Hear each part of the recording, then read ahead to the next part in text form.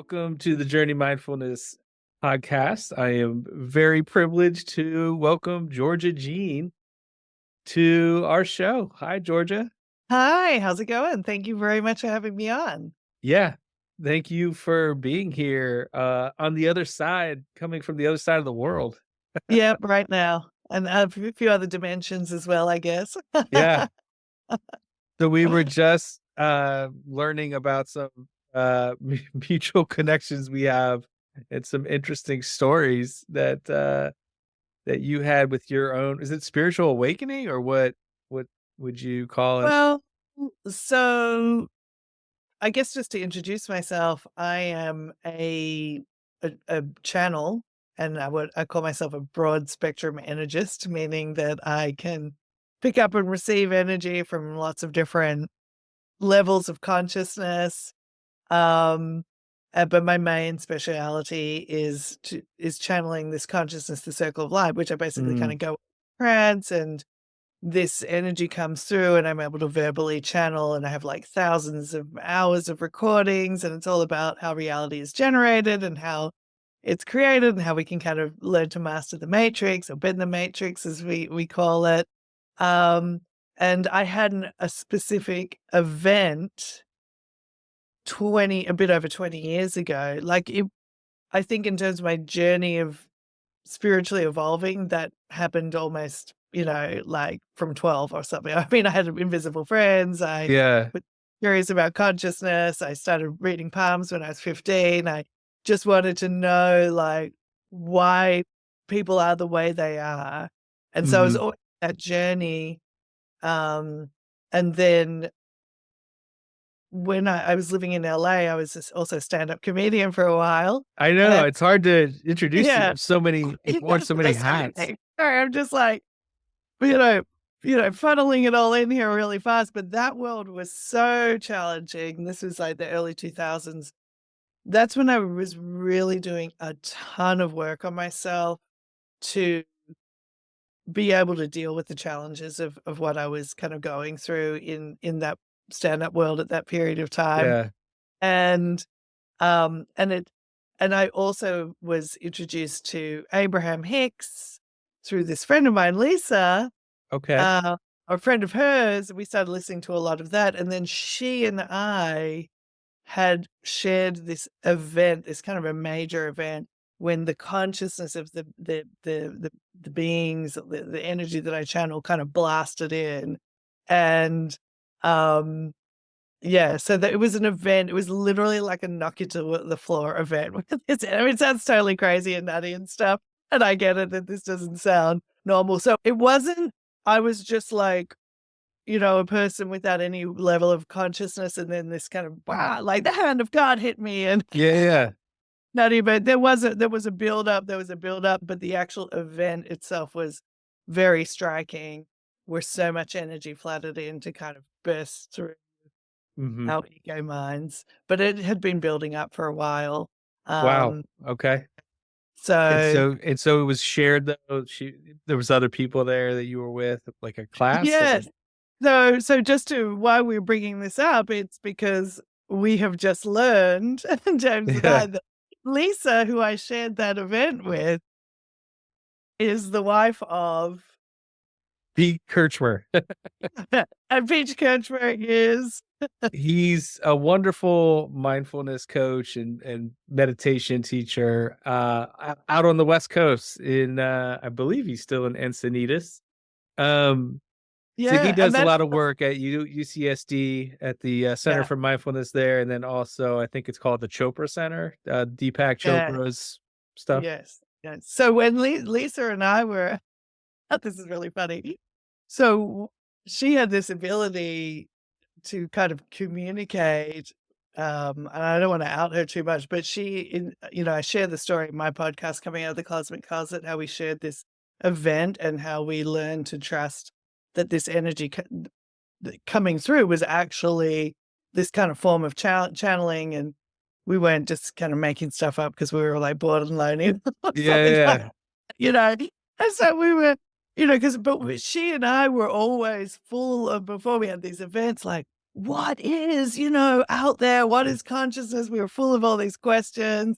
How is reality what it is? When I moved to San Diego, I met her in Portugal, actually. So this is how long the Wow. story is back. I was a traveler. I met her in Portugal, and she and another friend of hers just thought I was really funny, and they kept saying, "Come to America. You should be a stand-up comedian." And so I don't think they were expecting that. I was like, "Oh, that sounds like a fun idea," and I just did it. I just showed up in America. Just went with it. That's Yeah, I'm great. like, "I'm here to be a comedian." I literally had $600 to my name, and, yeah, I just moved here, and then it actually did unfold that way, but Lisa was a very, good friend of mine, and we did a lot of mural painting together. She started a mural painting company, and then but at one point, I went to this in San Diego, there was a place where you could do free hypnotherapy with people who were training. Okay. Um, this is a few years before the spiritual event, and, I just, went under hypnosis and started, like, immediately regressing into past lives and stuff like that, and I was like, "You've gotta come and do this," and so she came to the hypnotherapist, so we just shared this sort of spiritual path, and then we had this event, but prior to the event, we were both, like, also not only obsessed with, our, um spirituality, but of course our love lives as well. So we were all Yeah. kind of like trying to get more information about who we're gonna meet and, our soulmates, and then eventually so I went through all her love life with her until she met Pete as well, which is also why this is super funny. And I was at their wedding. Oh Um, my god. yeah, and I've had at some point some in-depth conversations with Pete about the work that I do, but my work is sort of quite a bit more out there than your, Yeah. and actually mindfulness is an important part of it, but it's sort of like extending, beyond that. And Lisa kind of after our event, she sort of went a different direction as well. Yeah. Um, but that's super funny. Yeah. Yeah, no, it's a small world. It's funny when I saw or just noticed that you had that connection. Part of the training that in MPeak, they changed it to, they added a piece where you're doing, stand-up comedy, right? Like improv. Oh, funny, And I'm like, funny. I wonder if that's the connection? Like, what because it's terrifying for people, right? Like, "Hey, Yes. you gotta go Yeah. do this." Yes, well, And and actually yes, I'm sorry to interrupt you every day because you were just flashing me back when I first came to America. The first thing I did in this sort of, like, pursuit of being a professionally funny person was, to do an improv class, which I just took like a duck to the water, but I dragged Lisa along to that as okay. with me, and that was, like, super out of her comfort zone. That's comfort Yeah, zone. Yeah. Yeah, we've shared a few things like that, yeah.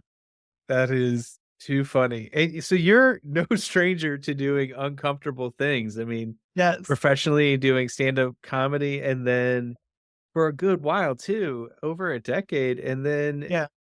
was it when did you start learning, about skydiving and Yeah. thinking that's like, these are, like, the things where I'm like, "This is super impressive." Like, these are not just easy things. You're like, "Oh, I wanna try this." Yeah. Yeah, just like the living bucket list, basically. That happened and, a lot of these things are kind of unfoldings that all start to make sense, and if in terms of the work that we talk about with manifestation, where we're really talking about surrendering to the heart and letting the heart kind of create your reality and receiving it, you kind Mhm. of end up doing things that are just, quite a lot out of the box, but, I let's see. So that story goes because at a certain point, I also, oh my God, this is so funny. I also got into hula hooping. And the first time I hula hooped was actually the morning of Lisa's wedding. I seen some people hula hoop in LA, and I was like, man, that is so cool. And these girls look amazing. And, but it was a few years later and it was the morning of Lisa and Pete's wedding that their friends whose place I was staying with, the girl, Dana, actually had a hula hoop, and I picked it up and I started hooping, and so her birthday sorry, their anniversary is also the anniversary of the day I started hula hooping, and Yeah, and I just really got into it afterwards, and I was very it's probably started beginning the body part or different, explorations of the body part of the mind body soul connection work that our work is very oriented towards, like Okay. really coming into the body. And of course I was a runner and I'd done yoga and I loved hiking and I'm not talented like athletically, but I'm physical. I like to be physical. And um but I found that the hula hooping was super opening for the body and really allowed, this opening up to happen to allow more of our broader consciousness to really move in and embody. So I really got into hula hooping, and then I actually held a retreat in Hawaii, after I had attended some hula hooping retreats there, where I was incorporating using hooping and this channeling work that I do, and the idea being that we would open up the bodies with the hooping and movement work, and then sort of allow this opening to, receive more of the energy transmission work that I do, but also the beauty of Hawaii energy, because Hawaii is a very magnificent, beautiful, incredible place. Yeah. Sort of in the body and receive that and kind of merge with the energies that way. And it was meant to be a real, life-changing retreat. And so after I finished that retreat, I went to Oahu for a little R&R because it's actually really stressful organizing retreats. I'm like, I need a little vacation. Need a break. Yeah, I need a break. I know this is a long story, but this is how my life kind of unfolds in these ways of moments of being open to something that I was actually on the beach hooping, and this guy came up to me, and I was a bit like, "Why are you talking to me?" And then I Yeah. said to myself, "Georgia, don't be resistant, be open."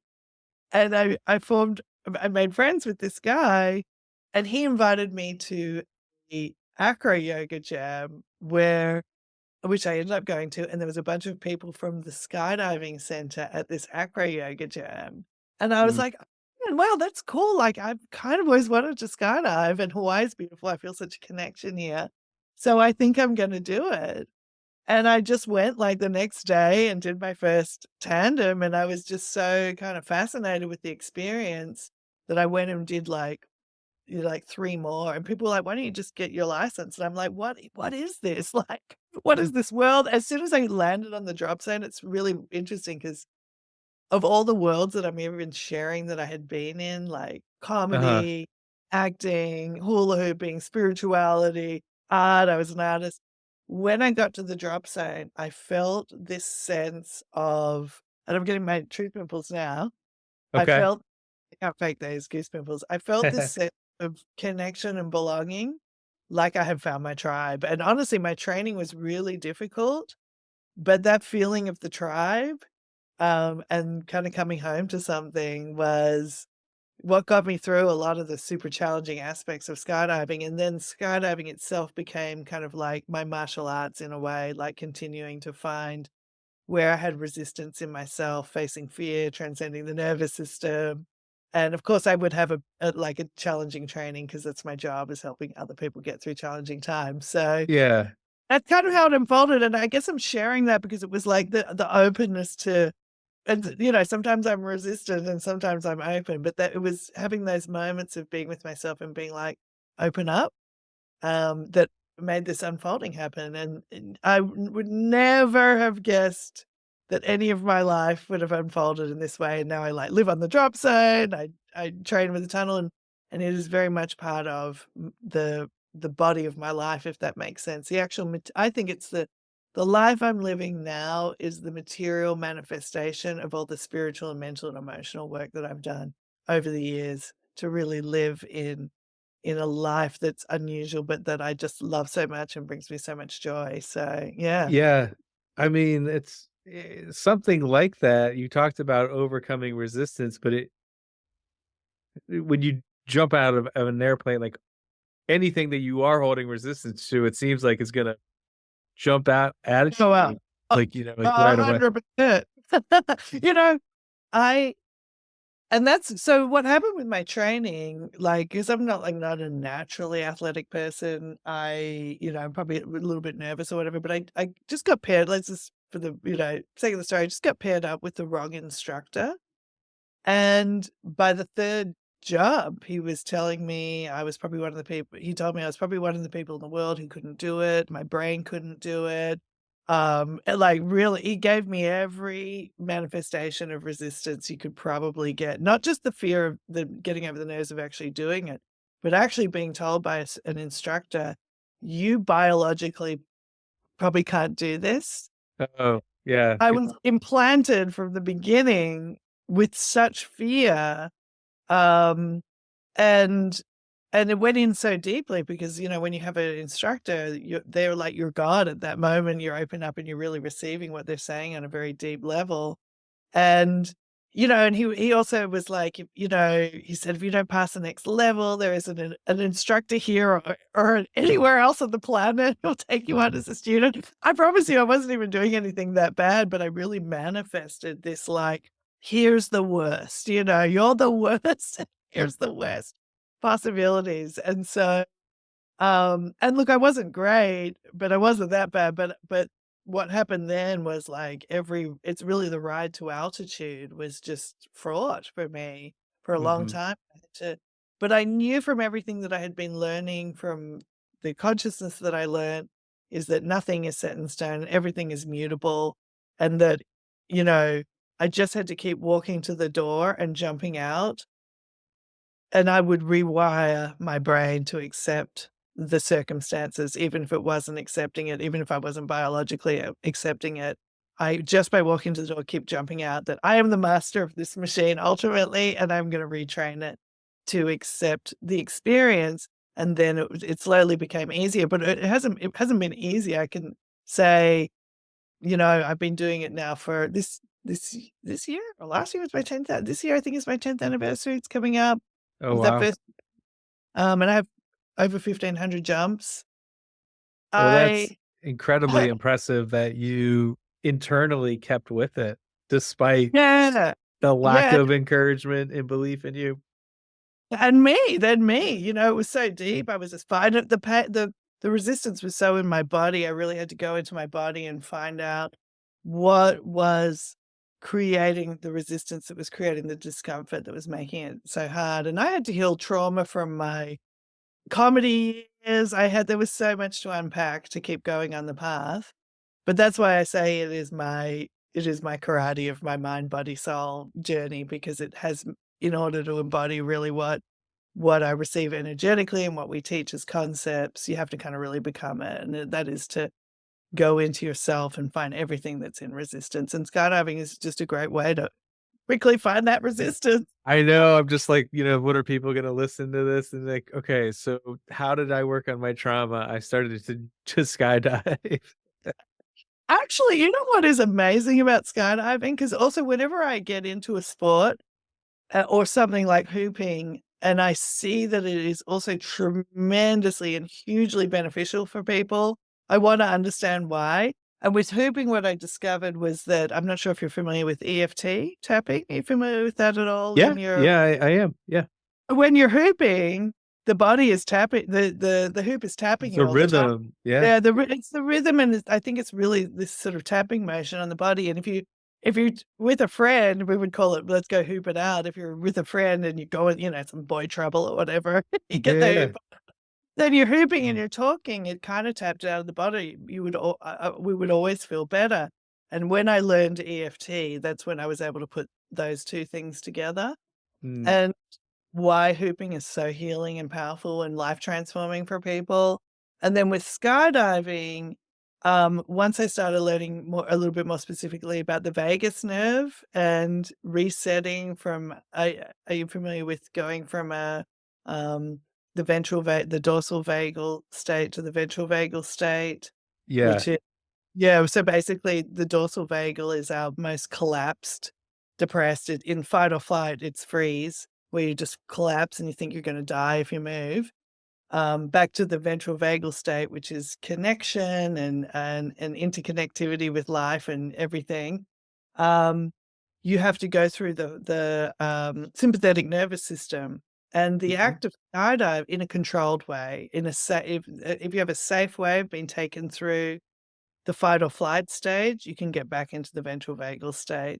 And skydiving, for a lot of people, have this very life-changing experience where they go out, they challenge their nervous system by jumping out of the plane, but they are in a safe container with the tandem instructor holding them.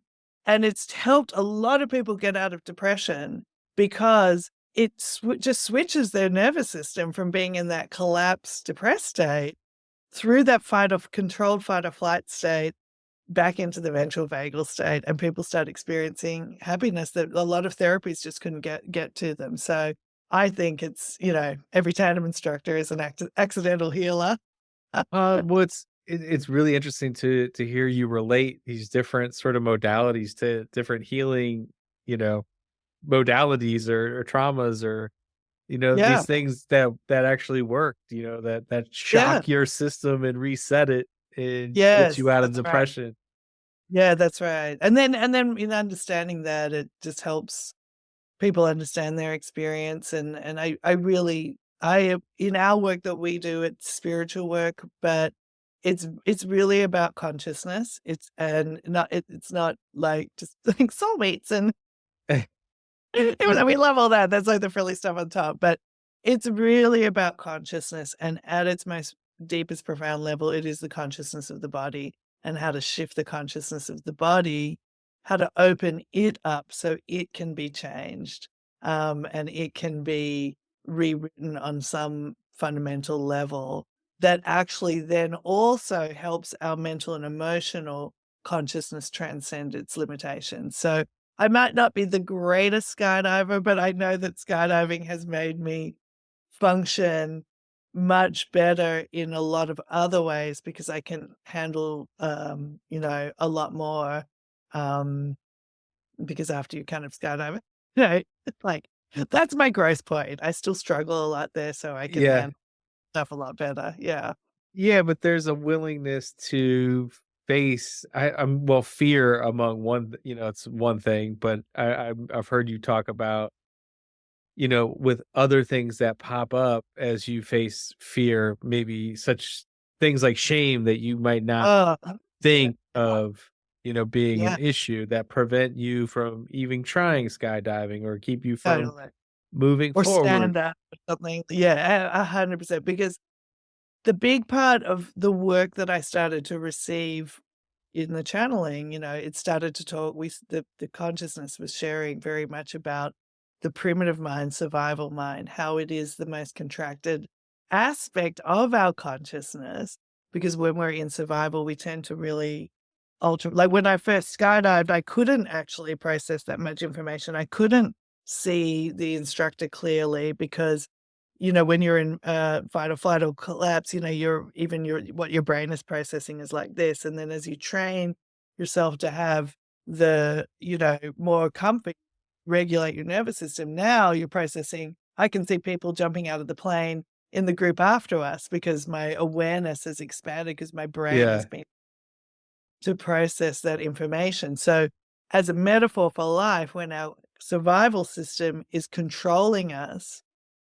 people's perception of what is possible is like this, Yeah.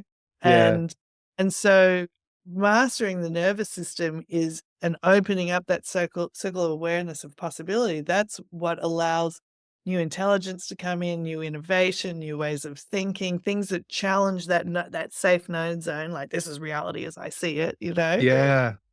You're wearing that away. So I had a lot of that information before I got into skydiving. I don't know if I would have got through that training without the tools and the information that I had thus far, but it still pushed me more and more to Yeah. understand more. And then, sorry, just kind of went on a bit of a rave about that. But What No, the it's idea fine.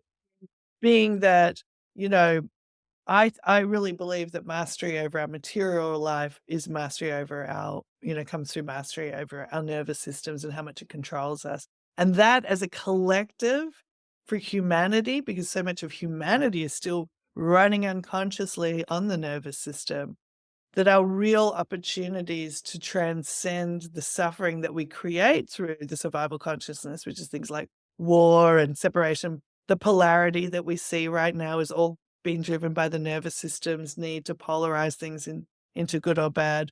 When we Mhm. feel threatened, we go into that. If we can all pause and try not to react and respond in accordance to what the nervous system is saying we should be doing, which is to fight each other, create more separation, hoard resources, that Yeah. sort of we can transcend that moment. We have a chance as a collective to really bring in the broader consciousness that can take us to a next level of humanity, which is, I believe, is what we all want in our callings for it, but we're just kind of going around it the wrong way. Well, do you think it's happening now? Like this shift in consciousness from like 3D to 5D? I do. I've been doing this work now for 20 years, and as soon as my guides, the circle came in, they were like, "We're here, and we're here to help the planet, and you will help with us." That was the first words that kind of Yeah. came out there. And, you know, like I had no idea what was in front of me at that point. But what I see very much, and it's so important to understand threshold resistance and to not what I call don't believe the illusion until you like it. So when I was failing at skydiving and my brain wasn't working and my body wasn't working properly, and the guy was saying, you can't do this. And then he was saying things like, once you go out in the community, no one will jump with you if you're not together. So he was bringing, I didn't think I manifested this guy to say all this stuff, but he was bringing in the social shame. He was Yeah. bringing in, yeah, he was bringing in every single, fear of failure, like no teach, you're untrainable. If I had believed that threshold resistance, all that worst stuff, I would, and had turned away at that point and gone back to, I mean, hooping is still cool. My life is still, there were some good things about it. I would have missed out on the greatest era of my life, the greatest joy, the greatest coming together of so many things, community, like friendship, love, beautiful places, going to amazing different things, having incredible experiences. This has been the best iteration of my life, and it's of everything coming together to form it, of everything that I was. And I Yeah. think humanity's really, we've got to hold on to this moment, even though it's total carnage right now. People can think about that of me getting that, like, the worst case scenario, and stick to the process of trusting and believing that there is a greater thing. And I had the tools, and I share the tools that helped me get through that threshold resistance and have helped tons of, thousands of, like, people, thousands of people have used these tools to make their lives better. I don't want to sound Yeah. like a bitch, but these are the tools that were given to us by this broader consciousness that wanted to help with the evolutionary shift, and that is still helping for us to teach each other to get through this threshold resistance and don't believe the illusion until you like it. I actually think the carnage we're seeing in the world, the increase in polarity, the sort of wildness of it all, is a symbol that we're so close to the breakthrough, and that we have to, the other big thing that we teach is that instead of trying to fix the world's problems with our minds, which is what generates all the problems, is to do the surrender process into the heart and Mhm. allow consciousness to come through us, which will actually rewrite the templates. Because what we're seeing right now in terms of manifestation of reality is what our minds know how to create, because we Yeah. are by the survival mind, because we are driven by the survival mind, which is separation, polarity, the hoarding of resources, a limited construct, um, and it's a reactive system that we're Yeah. supposed to just go in briefly, shake it out, and move on. But humanity's just been stuck in it forever, like, more. Let's hoard more stuff and make more people poor so I Well, can have and stuff. there's this detoxification process, right? Or in counseling, Totally. Yeah. they talk about, storming and then norming. So like you have to go through the storm, but once you go through it and Yes. stuff starts coming up, then you're making progress. You're making progress. And a lot of people, another one of my favorite catchphrases, you've got to get comfortable with the uncomfortable feelings and not be steered away by the feelings in the body, and instead actually understand them more and work through the energy that's creating those sensations in order, again, to open up and allow this kind of new consciousness to come in that's basically kind of rewriting us. Like we don't.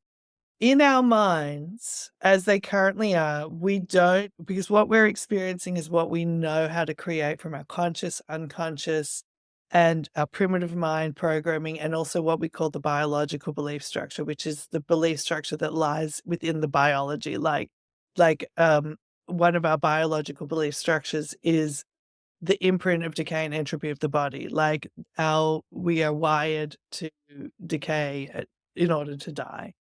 But from a broader perspective, consciousness does not have to obey those programs. That is a biological belief structure where we are running through. But Mhm. as consciousness comes in, we're actually able to change those biological belief structures. So we don't go into decay and entropy. Right now, we're not going into decay and entropy as fast as we were. People are living longer. The next challenge is to live stronger. But really what happens, it's frequency first, bringing in the codes that change the program of decay and entropy of the body, and then we start manifesting the results of that. Maybe it's a new technology, maybe it's I love like red light therapy and a lot of the biohacking because I see Yeah. that physical manifestation of these codes that we're already bringing in to transcend the programming. When I'm out skydiving with people half my age, you know, like dudes half my age, I am constantly facing the illusion of age and the illusion of time and working to transcend it just to keep in the game and to keep going basically. Because I started this way later than most people do. Um, Well, and I've been listening to your meditation on countering the program of entropy and decay, so oh, yeah. yeah, which It's is like me what just talking about it is one thing, but when you hear that, which in the meditations that you're talking about is that's actually the consciousness that I channel speaking. So they're mm. coming that broader picture. How did you receive it when you heard it? Well, I've been dealing with some injuries and some pain, so I'm like, Mhm. I'm totally in with this, like, Yeah. I believe that, we have these ingrained just in the work that I do, we have these ingrained beliefs, and it's like, what if this isn't true? Yeah, This isn't true. exactly. Just starting to question that.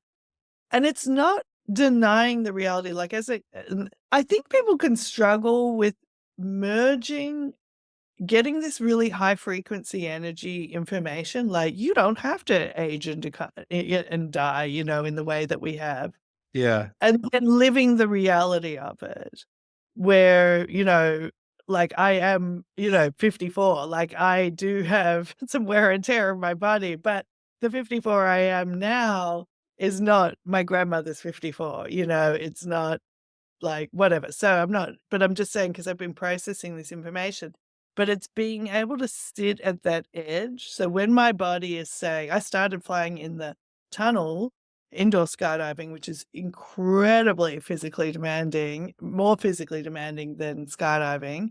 Um, I started at 50. Again, most people start this stuff when they're in their early 20s, and I'm like, "What? A Mm. little older, getting there." Trying to keep myself up and, like, not slam against the wall, and I had to face rounds and rounds of, did I believe I could do it? Was it safe for me to do it? Am I a menace doing this stuff? Rounds and rounds of the mental and emotional stuff. Trauma's coming up again, more rounds of healing that, um, all kinds of stuff. But now I'm in there and it's coming so much more easily now. Like it's the persistence to the process that creates the projection. That's my new catchphrase is the process creates the projection. Meaning you don't believe what's being projected at you in terms of these belief structures from even your own body. That's, I guess, what I'm trying to say. Like, Yeah. even knees are starting to say to you, you can't do this anymore. It's like the illusion is in your body and it's speaking to you. And again, you either believe the illusion of that decay and entropy or you work with that edge. So that isn't to say just be like, oh, these pains in my knees don't exist, and then go run a marathon and maybe mess your body up. It's about Right.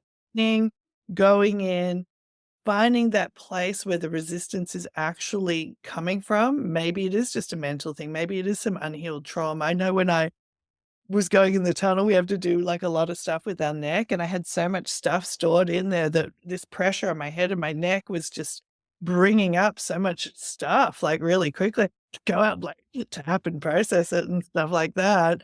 Um, that you have to meet it and listen and unify with it actually, and then that's how you transcend it. So it's not like a denial stuff, like me saying we don't have to have the illusion of decay and entropy. We can live forever perfectly right Yeah. now. Is denying your reality right now of saying, I've got this pain. Instead, we would be like, well, let's go into that and release the energy of it and transcend it that way. And that's saying, oh, humanity now, get along with each other, and everybody should be happy all the time. It's a very Right. suppressive thing. Instead, it's like, let's meet with the energy of what is, go into the consciousness of it, because it's all energy and it is all mutable, but we can't change energy if we resist it. That's what keeps it frozen. If we just say, well, you should all be positive now, we're Yeah. resisting. We can go in and go, okay, even though it's energy I don't like and it's kind of uncomfortable to feel right now, it is still just energy. And I can go in there and I can change the form of it. And that's what really shifts the reality. And that's why the process shifts the projection of what we see outside of ourselves and inside of ourselves. The Yeah. process is it, not just denying that the crap is there. Well, it's becoming aware of it, and what I like about, your process is it's, how can I, from a very heart-centered place, love and accept this pain that's in my knee, you know, Exactly. and starting to Exactly. integrate these parts of you, not loving the shame. Sometimes I have a difficult time articulating it to clients. Like, I'm not saying that you love the shame that you have, but Yeah. you are You're loving aware that the that's part of in you that has the shame, right. really. So even and what it really is that, again, if we think about this idea that well, our minds, the 3D mind and whatever mind you operate, whatever operating system you've got, is what is taking energy and putting it into the form that you experience, right? So that wiring in the conscious, unconscious, primitive, and the biological belief structure is taking your energy is coming in, and that system is shaping it into the form of the reality that you're experiencing, right? So when you start to dissolve aspects of the mind, the projection begins to shift, the experience begins to shift. But I don't wanna say I don't wanna say you can't do anything, but it is much easier to dissolve a belief structure once you have an awareness of it. And humanity is going through a rapid experience of things becoming conscious that we've been running on autopilot with for a long time. And Yeah. now we have opportunity for it to arise and be like, "Oh, but as you said, does it actually have to run this way? Maybe there's something, different that could happen instead." Um, and in our particular practice, we go to the heart because we have this idea that um, we can't change things we can't change things with the mind that's still creating that pattern, if that makes sense. But So, anyway. but you know what? This is like transcending perfectionism because I'd rather do this than not do it and try and be perfect about it. Yeah, no, I mean, it's, it just it's valuable. I think it's valuable, right? Like, it's just why, I think it's Totally. important. But you were Totally. just sharing about going into the heart, Oh, I so going believe. yeah. Um, so when we really can accept that the reality that we are creating is what we are capable of creating, even with all our best efforts from our mind to change our mind. So say you go, okay, well, I've got a bad habit, I'm smoking or something like that. And you should stop. And then, you're like, always that mind fight that's going on when we're using our mind to try and fix something that's within our mind. And so part of the power of the love and acceptance is that it actually softens all the voices. It's actually dissolving the conflict that's in the mind so something else can come through. And even when we have done a lot of work And I'm sure people who are listening to this may have a certain area of their life where they've done tons of work and it still isn't shifting. It's because we have to realize that at that point, we actually need to surrender. We need to just be like, I actually don't know how to fix this. I need, like, something else needs to come in and help me get to the next level.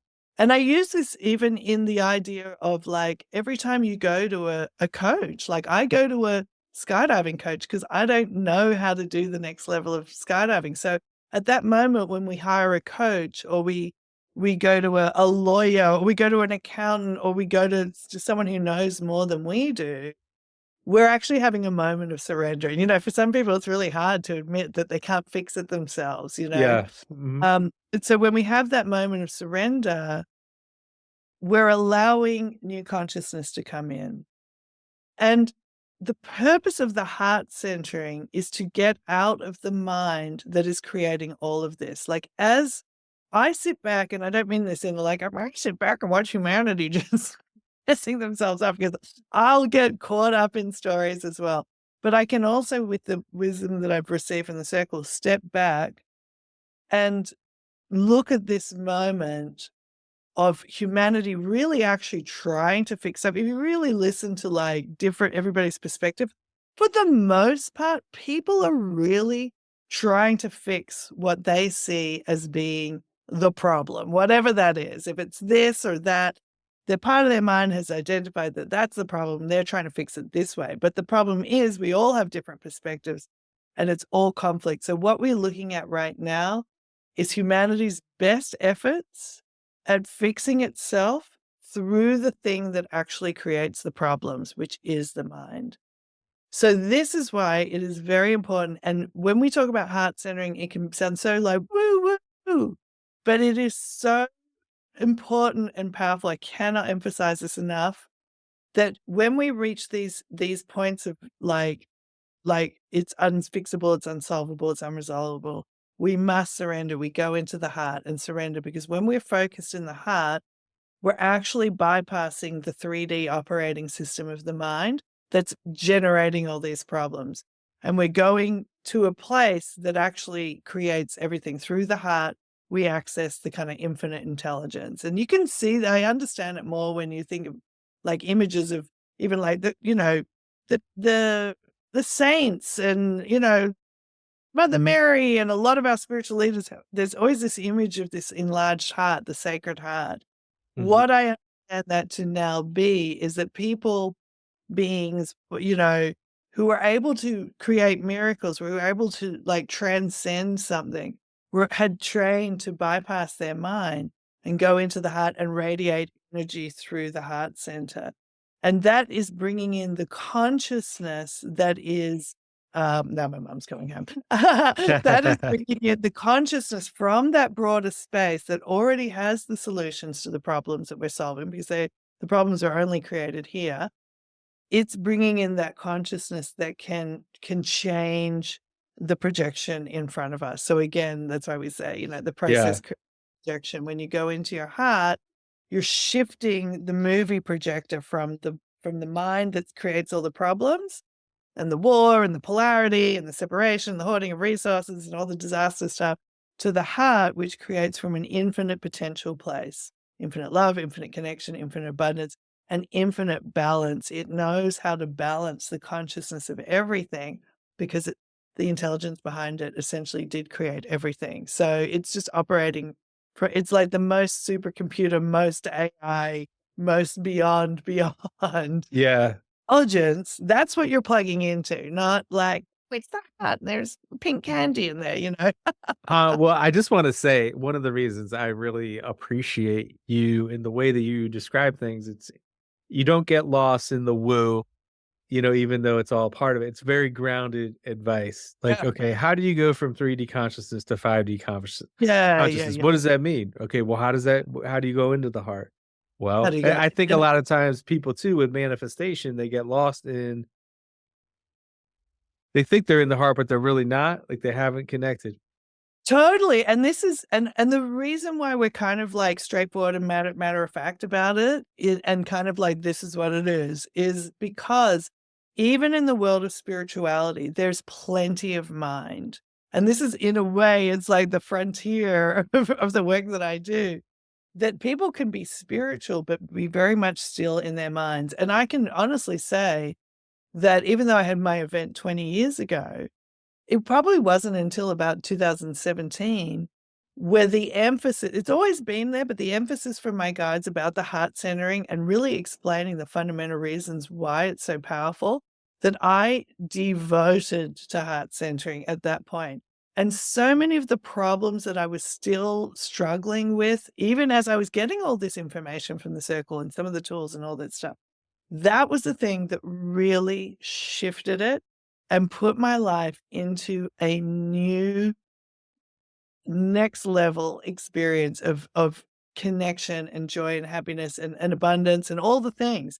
It was the heart centering that did it. And actually I've got another story to share with you about this, Great. just to write this, because you know, but I want to say that um, yes, within the realm of spirituality, there's plenty of thinking. And that's why even at certain points, spiritual concepts become the problem, because it is a mind's projection into a faster moving framework as well. When you're talking about spirituality and consciousness, energy is moving faster. People can really start creating some really disturbing experiences for themselves when they're opening up energetically, but they're projecting through the mind, because all those illusions that the mind creates, like polarity, separation, survival struggle, will still project out into the spiritual world now. And Yeah. that's where you get all the angels and demons. And I thought, I had entities and, and like the dark forces were attacking me. It's really because the energy is still running through. Well, is that when you say that, is that they haven't integrated their shadow or befriended their shadow, and so that's what's coming out? It's so the beautiful thing about heart centering is you don't have to have done all the work either, basically. Mhm. Because leads to another point, is also when the mind understands that, now spirituality is the thing I'm focusing on, it will start to just occupy people with more things to fix, but now under a spiritual name, like what I mean by that is it's like if I'm really focused on sport, right, skydiving, that's where my mind is gonna show up, and I'm gonna be, like, working through my mind in order to transcend it there. If you're really focused in spirituality, all now the mind is like, "Great, I can distract this person from the heart by showing them all kinds of spiritual problems that they've got to work on and try and fix and solve and and all this stuff in order to gain the goal of transcending," and we'll continue to keep people in this kind of spiritual analysis and rumination and all that. But at the end of the day, that is still the mind. And this is a hard concept to get across to people. I think that because the spirituality is supposed to liberate us. But what I'm trying to share is that that's actually still the mind projected through the framework of spirituality. So if you go into your heart, what you will find is the heart will show you what you actually need to work on, which whatever it is that's blocking you from really being able to get seated in the heart, but it's not going to flood you with issues and problems to work on, because it's not trying to distract you with more problems. It's trying to get you as fast as possible to the reality that's actually going to make you the happiest. So, that's why heart centering is literally the most sensible thing to do. But Mhm. the mind and the nervous system that wants to keep control of you because it feels safe in its known zone, right? Yeah. In order, if you're focused on, oh my God, I just made a little, so crazy. How did you do I that? know. I never done this. I assumed in it. Oh, That is a first. it's wild. We were just manifested hearts going out. Oh, here you go. That's so great. Um, we call it shiny toys of the mind. The mind will just keep generating things for you to worry about, and that Uh-huh. will keep its known zone. And it might be spiritual problems. I might be like, well, my soulmate. It sounds like it's a spiritual story, right? So it's actually we're just trying to fast track people to get to the place where the greatest joy is unfolding. But in doing that, there's a lot of resistance from the mind. So we also teach how to deconstruct the mind so you can get into the heart. Because I promise, once you're really in your heart, life is easy.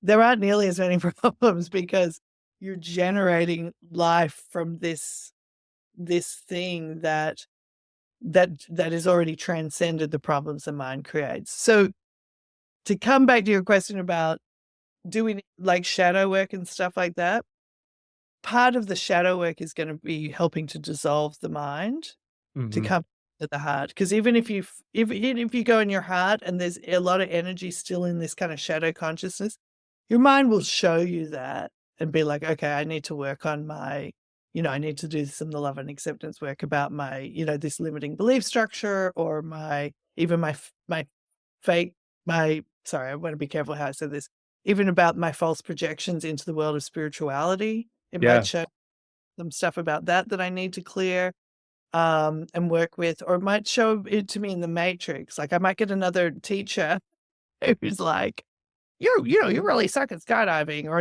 I might manifest another bad relationship to work through some issue, but the heart's going to show you. Sometimes, like I've done it where I've been like, um, I'll use an example. Say I have a couple of coaches that I could work with in skydiving because it's such a like intense thing for me to do. Um, I might go into my heart and be like, heart, show me what I need to understand about these coaches. And maybe like the next day, I'll see the coach post something which I know is going to make it harder for me to learn that way. Does that make sense? Like if I consult with my heart, it will show me whether I like it or not. If I was really like, I want to go with this coach, but Yeah. then I see something that is that's or maybe they just go off on their schedule becomes unavailable. That's another thing that the heart will do. If I was sitting here, so if I'm sitting here in confusion, doubt, indecision, this is one of the biggest indicators that we're in our mind. If you're in any kind of confusion, doubt, indecision, uncertainty, it is showing you that on that particular topic, you are still in your mind about it. Okay. And that we would guide people to go to the process instead of forcing a decision with their mind. So if I've got confusion about these coaches and I don't, if I go into my heart and say, heart, show me which of these coaches should I work with? Multiple things could happen. One thing could happen is the one that isn't good for me just suddenly becomes unavailable, right? And now I have my clarity. Okay, this is the only person I can work with right now. So Yeah. Okay, so I like know that I'm gonna work with synchronicity would unfold basically. that exactly. Or maybe another coach would come in that I'm like, oh yeah, this guy or this woman is all the things I want. It's not Didn't like even think of it. Yeah.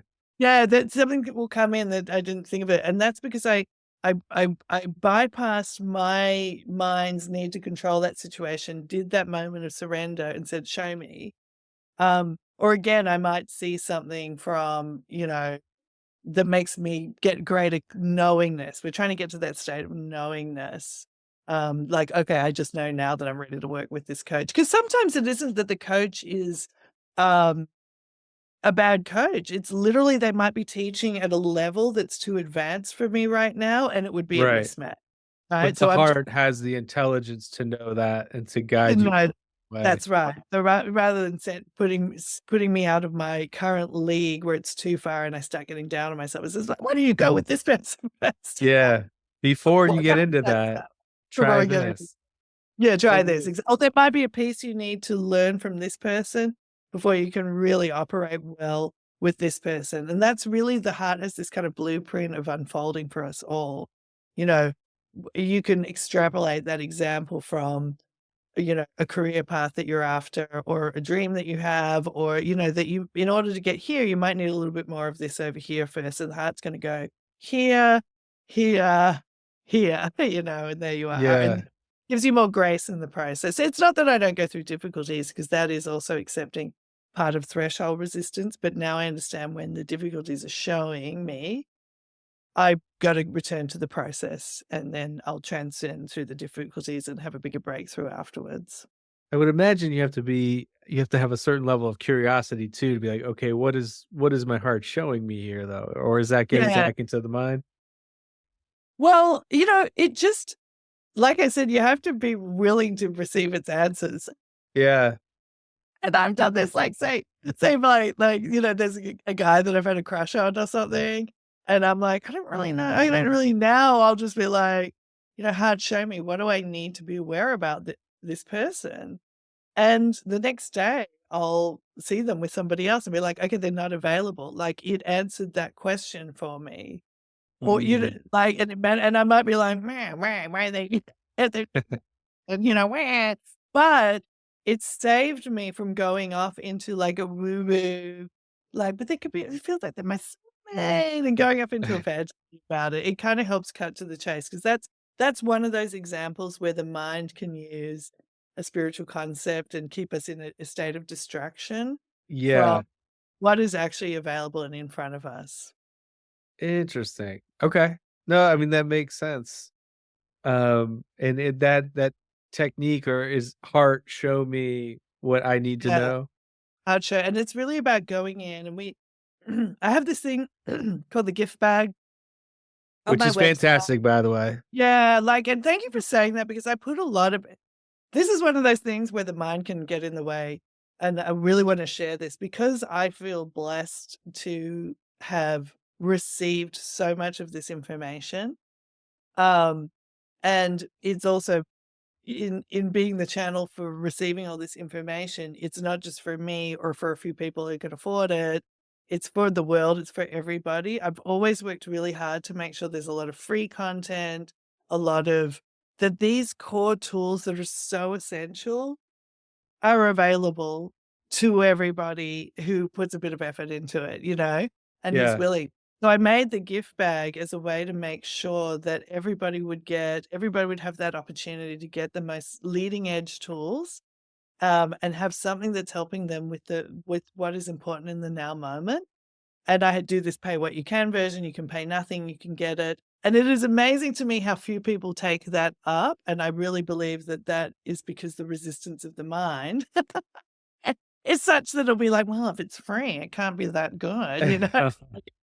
That's probably, what and so that's always interesting to me, and I can't really control that except for work more with the collective experience of resistance. But I put these tools, the most prime valuable tools in that gift bag so everyone can start working with them and start to dissolve that resistance of the mind. Because if, for example, it is interfering with their ability to pay for a bigger service that I may offer, they have those initial tools that they can really start working with and deconstructing the resistance that is in their mind to their own abundance, to be able to afford something else, but perhaps also their resistance to even whatever excuse they're using to not come into the whatever their mind is saying to them why they can't jump on a conference call or do some of the deeper energy work that even moves that stuff faster, they're already starting to have the tools that can help deconstruct that resistance. So it's easier for them to come into the space of the high frequency that the circle of light come with. Because when you work directly with the energies I channel, it's a super high frequency, so it pushes up resistance very quickly. And, this is that the gift bag is to help people pre and post process that some of that resistance coming up. Well, it's there's a lot of practical advice in it, and it really Yeah. does get you doing the work that can help you, you know, level up your life if you Totally. are ready and willing to do that. And Yeah. and it's it's right there. It's hiding Yeah. in plain sight. It's a oh my god, I love that you said that because, listen, people often go I think I've joked about this in the past, but people are and even in the spiritual world, everyone's like, "The secrets of the universe." Like, "What is the secrets of the universe?" And it's like, Say these they're three like, words and you'll "What? Where are the secrets of the universe?" And it's literally the mind is keeping that obfuscated away. It is a lot of it is hiding in plain sight, but the mind will get it the mind that doesn't wanna change, the mind that then it's the nervous system, it's the survival system that wants to keep everything the same, makes it the secret of the universe because it just doesn't let you see it. And I've experienced this just in, the work I do, kind of accepting that when people are ready for it, they'll come to it, and there's a certain amount that I can do to put it out there, but, Mhm. it's I just gotta get on with living my life, and it's not a popularity competition, it's like, just let who's ready for it come to it, and I also don't force, I also learned to not put just the same with me having a skydiving coach. There isn't as much value to have a coach that's forcing me to move at a level that I'm not quite ready for yet. So everything on my website, even if you join my email list, of course, now we've got to give it a plug. The Yeah, absolutely. Spread Your Third Eye that I've been doing with my gorgeous, um well, she's really the producer, co-host, helping another free thing to help introduce these ideas and help people to start to receive it. Everything that I do is designed to help that dismantling process happen because it doesn't happen overnight. You don't go from being fully mind-centered to heart-centered overnight. The shift would probably be too radical. Same with the planet, the collective. It doesn't happen overnight that suddenly we have everyone's getting along and there's no government and this sort of Yeah. like utopian dream.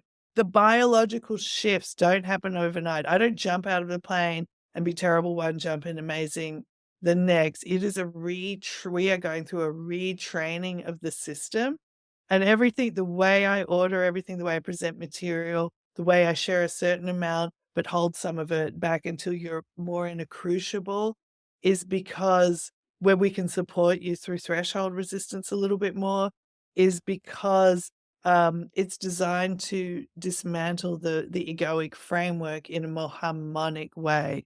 I get people who come to me all the time who are having rapid awakenings. They've blasted open their pineal glands Yeah. one way or the other, and they cannot process the dual realities now of like what they experience here and what day to day Yeah. life.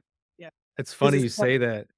I was listening to he is a pretty famous professor, and he had a Kundalini awakening, but mm, he did not have the infrastructure or the knowledge about what had happened. And yeah, so it took a while for him to like seek out, like, I don't even know what happened to me. And so I think what you're saying is that your community, you're providing this framework for people to go through it in a yeah. sort of safe, almost tandem jumping way that they can feel supported. Exactly, exactly, because it is actually one of my boot camps that I have, moving on to the 5D grid, is talks specifically about the biological stress of going from believing your reality is what what the 5 physical senses is saying it is, to opening up energetically and starting to receive consciousness that is actually in contradiction to a lot of what our belief structures say. It puts a lot of stress on the biological system, which is another reason why for me to learn skydiving was an even greater way for me to understand biological stress even better and come up with more tools to help people with that aspect of spiritual unfolding. Because even the spiritual awakening process isn't just mental and emotional, it is biological. We are going through a biological evolutionary shift right now. It's not just about, "Ooh, like, I'm going to be able to, like, like, it isn't just about, like, the aliens arriving and rescuing us or be able to see through walls. Maybe we will be able but those things will happen, but it isn't it's the whole computer is changing. The software, the hardware, the video screen, it's all changing. And it's changing in a process that can be, really disruptive. And we can see we're probably where we are with the planet right now, how it's all kind of going off. We're probably at the edge that we can be at without it kind of blowing up, if that makes sense. It's even worse, you know? We have to bring grace into this process, and the heart is the eye of the storm, and that's what we keep saying to people when you're really in, like, disruption and feeling super triggered by what's going on, start to come into the heart more because the heart is Yeah. actually the new reality, not our cuckoo cuckoo minds. Yeah, you can get lost trying to make sense of everything. Totally. And we can't fix it all. We just cannot, our minds can, this is what we've got around. We cannot fix it all to everyone's satisfaction. That's not how this is happening. Another super helpful metaphor that um that the circle share a lot is this idea of when you move house, right? And this is this sort of going from 3D to 5D.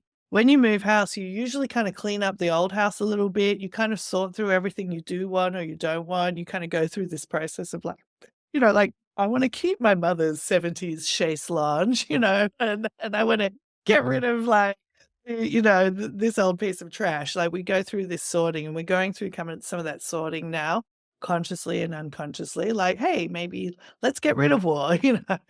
let's or racism or whatever. Um, but at a certain point, you've got to move house. You just move house and you don't keep going back to the old house to fix it up. And that's what humanity's got to kind of accept, that with our minds, we can do a certain amount of that cleaning up, fixing, sorting.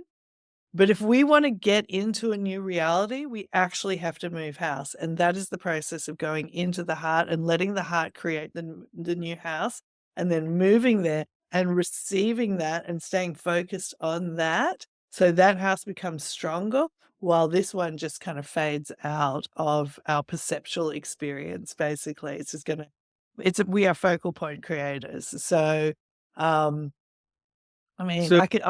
that's yeah. Um, I guess what you're describing is how the shift in consciousness will take place, Will actually take what place, not the that will kind. look like. Yeah. It's through and I think what a lot of people are facing with this, how like people are like, how is this disarray even happening right now?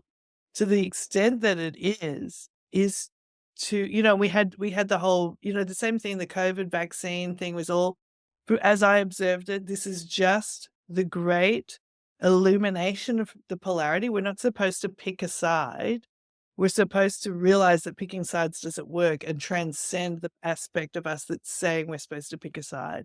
That's what going into the heart does. It is observing that we have polarity, being like, I don't want all the storylines are being generated by the mind that creates polarity. What if we just get rid of polarity itself? Mhm. That is achieved by going through the heart. What if we just get rid of separation itself? That is achieved through going through the heart. Instead of arguing with each other about how to solve, the money system, why don't we transcend the aspect of our consciousness that generates lack limitation, which is the survival consciousness that generates a limited creative construct by going into the heart. But going into the heart is very threatening to those parts of us that want to keep control, even though what we create that way we don't really like. Well, So I'm ready, Georgia, for us to yeah, move beyond yeah, yeah, and it just takes everybody. I can't stay in my heart all the time. I get pulled into my mind a lot, but what I do know now is if I use the process, I am still building that reality. So even if I get drawn into my mind, if I harvest the energy, if I pull the bricks that are in that whole house, the energy that's in the bricks in the whole house, give it to my heart, I'm giving my heart the energy to build the new house. So wherever you're at, even if you're still really thinky, if you're doing the process, you're still contributing to that shift, but it is a process. And it really does become easier and easier to stay in the heart and to get back into the heart quickly, and also to get back into the reality that the heart is generating much faster. Because as soon as you're focused here, or in the moment doing something that is generated by the heart, you're there. You're there in the 5D. It's not an ultimate arrival, if that makes sense. There's a bit of this going on, but then you kind of finally do Yeah. get point shifts enough that you're there, basically. And, for those listening, Georgia also has you talk a lot about manifesting and have very excellent guides on how to do that, that are Yeah. also on your website. Would you like Yes. to say the website again just so So people. my website is circleevolution.com. Okay. Our podcast is Spread Your Third Eye. Um, Oh, I've got one last funny story I can share about if we have time, if Please, you don't. please. 'Cause I Yeah. think No. for me, this is the story that really, it's not the story, but it is a story that really showed me the power of the heart centering, and also how worth it was me persisting with the process of going into the heart centering and seeing it radically shift my life, like overnight shift, because it really, really, really, once you're in there, everything's way better, I Well, promise. that's what I want people to know is that you can do this really quickly Yeah. if you That's the thing, want. the heart doesn't want you to spend, like, hours and lost in personal development work that's keeping you analyzing which memory from your childhood or which past life it was or what your galactic this or that. That's a lot of that mind using now personal development and spirituality to keep you distracted. If you can really get into your heart, things will shift super quickly. So, I a few years ago as well, I had another podcast called Coming Out of the Cosmic Closet, I and often joke about you're saying that, but yeah, it was great. yeah, yeah, yeah, and there was a lot, I really, anyway, but I worked really hard on that podcast, and as I was doing it, I was putting so much energy into it, and then that particular year, 2019, was a really difficult year for me. Like my dad died, and then I was doing the podcast, and I loved doing the podcast, but it was taking up a lot of time, and then so my business was kind of atrophying off, and then COVID hit, right? So I'm just setting up the scene, and I was sitting there in Hawaii and I've been receiving all the heart centering work, but I had so many shiny toys going, what we call the shiny. My mind's like, why, what do I have to do to make the podcast work? And why isn't this happening? And why am I struggling? Suddenly I was struggling to pay my rent. And I was sitting on the beach, and I'm going to share this little preface thing is that one of my weird powers is that I've always been really good at manifesting celebrities. Like I could kind of when I was younger, I would, again, like watch movies and I'd get these big celebrity crushes. And like almost every celebrity that I ever crushed on, I met. If they were celebrities in Australia, I met them there. Then when I moved to LA, I met them all. One that I'd really focused on in like my teen romance. Oh, I read them all, and then as I do all this work, I understood what all that was about. I've integrated, I get celebrity crushes like I used to, right? And but I had been watching the show Outlander, which is all kind of like mystical and magical, and then, the actor in it, Sam Heughan, the character he plays, Jamie, is like this is sort of ultimate masculine, beautiful archetype or whatever. So my girlfriends and I had one girlfriend that I was watching it Outlander with a lot, and we were just like really getting into it, and COVID had come. Anyway, so I was going through this very difficult time, and because of COVID, I had also been kind of cut off from my skydiving community. There were some other things going on in my personal life. I was just really, really going through it, really going through it. And I remember sitting on the beach being like, if you teach about heart centering in this now moment work, you have to do it. This is where you have to, you've got to listen to what the circle have been sharing with you, and you've got to do it. And I sat on the beach, and even though my mind was going wild, my nervous system was going wild, I was really distressed. I did that now moment work of really just like watching the ocean, focusing in the heart. I was sitting on a stone. I was grounded. I yeah, and yeah. Oh my god, that's right, my friend and I had this oh, no, the nickname came later. Anyway, so I'm sitting there, I'm grounding, I'm watching, um, I'm letting all my awareness come into the now moment. I'm super hardcore heart centering, and I'm holding it as much as my mind wants to pull me out into it. And then I did that for a while, and then I started running, like, 'cause I'm a runner, we used to run more, and I'm running down the path of the North Shore. This is the North Shore of Hawaii during COVID, and lo and behold, Sam Heughan, the star of Outlander, runs past me in real life, waves at me, I wave at him. I keep running, and as I had been walking to that rock, I'd been thinking to myself, "Man, I gotta call my friend Erica, who would watch Outlander with all the time as I was going to sit on the rock and before I practiced all that. I run past that Sammy, he waves at me, I wave at him, and right at that moment, my phone rings, and it's my friend Erica on the phone. Oh my God. You would not believe who just ran past me right now. And waved at me. So we were laughing. And then, but not only did that happen, that was just a little indicator that my zone was coming back because I had been doing the work of the heart, Getting back in the flow. getting back in the flow. And then I think it was like the next day, my episode of Interview with Extra Dimensionals got released. And suddenly, it was sort of all around this time. My phone was blowing up, people were signing up my email list, and all that structure that I had been building over the years with the recordings, the library, the podcast.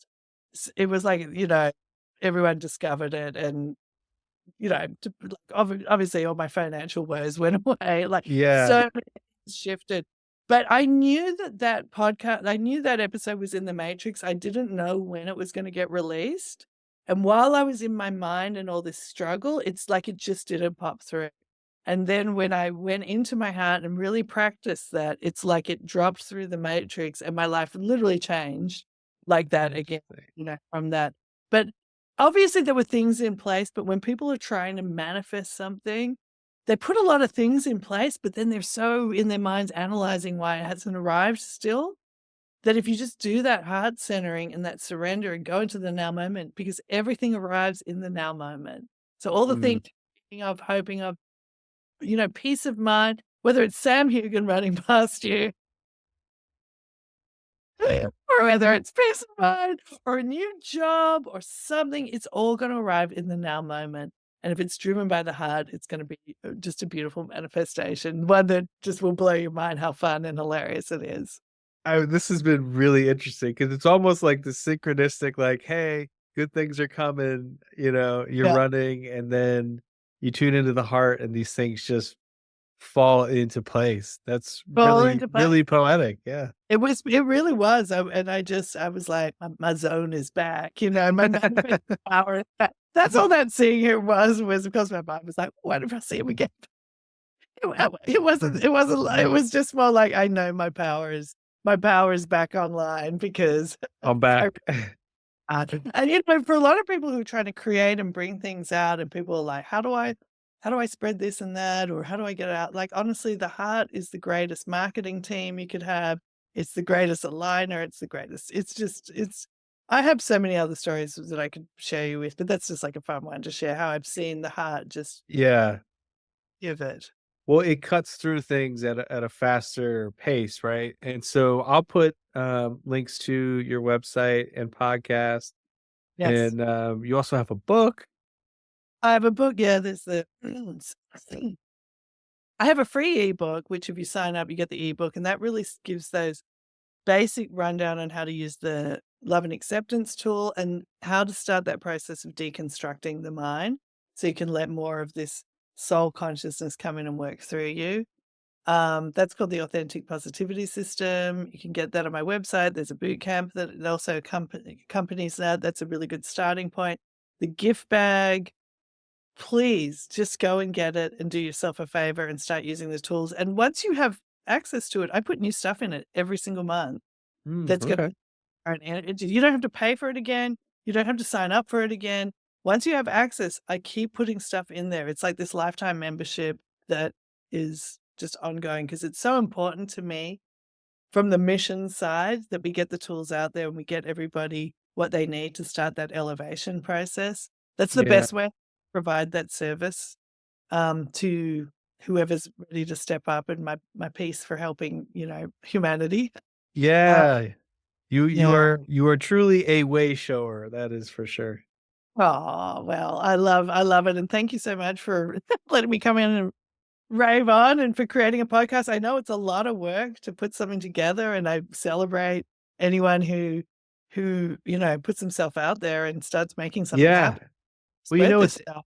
what's interesting is because I've been familiar with your work, but I just asked my heart, like, like who would I enjoy talking to? And I don't have like a list of people necessarily. It's just like who would I enjoy, and I just kind of see what comes up, and Yeah, so yeah, yeah, I appreciate you coming on and sharing your wisdom and stuff. The Circle of Life's teachings, yeah. which and you.